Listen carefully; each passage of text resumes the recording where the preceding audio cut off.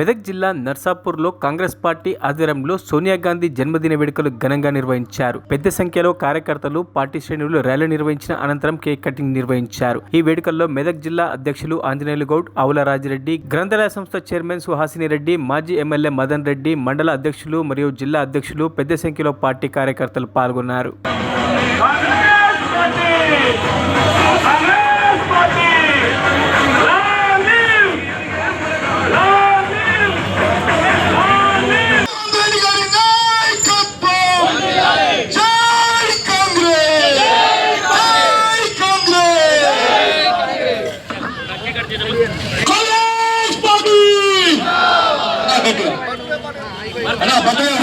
పెట్టాలి